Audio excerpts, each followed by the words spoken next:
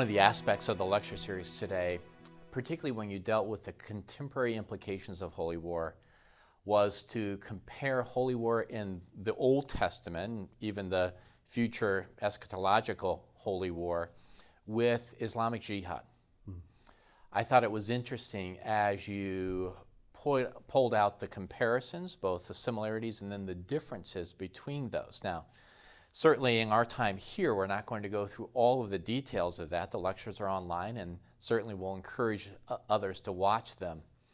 But just in a summary fashion, how would you note the distinction between Islamic Jihad and what you defined as Yahweh warfare, or holy war within the scriptures? Yeah, that's a great question. It is an important topic. It's a question that's often asked. In a book I was reading, the author said that's the question that's actually asked the most of him in any seminar that he gives. And so a lot of people are asking this question: how does Islamic Jihad relate to Old Testament holy war? And I would just answer it this way, that in the Old Testament, when the Lord intervenes in holy war, several important aspects include that the Lord is taking the initiative to save his people. He's liberating them or preserving life. He's doing this in a way that's tied to the land that God has promised, and in order to preserve the nation and plant them within the land so that he can cause his name to dwell there, as Deuteronomy 16 says. When we come to Islamic Jihad, we're really dealing with quite a different entity altogether.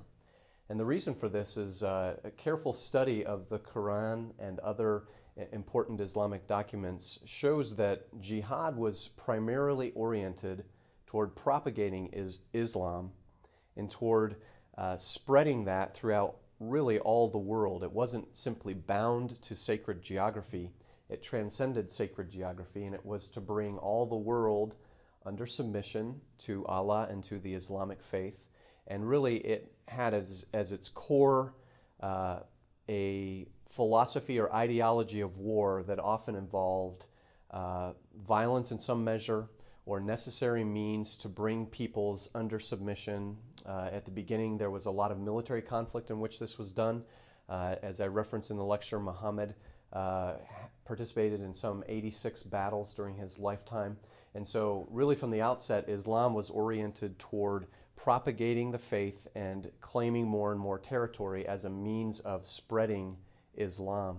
When we come to the Old Testament, on the other hand, we're really dealing with almost the opposite end of the spectrum, and that is, rather than extending, God is preserving, saving, and delivering his people.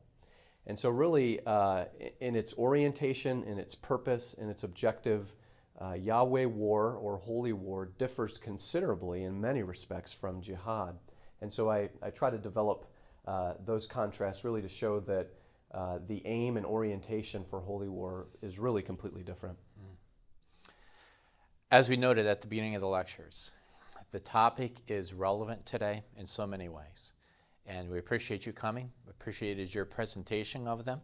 We're thankful that they're available online for really all to view, and would encourage others to watch them.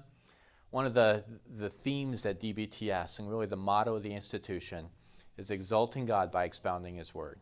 One of the things I was thankful for, at the end of the day, God was exalted as you expounded the word of God. We're very thankful for that. Thank you. For those that were not able to attend, let me encourage you to watch the Rice Lecture Series that are available online, along with all of the notes. We believe those will both challenge your thinking and will also give you a deeper appreciation for the God which we serve.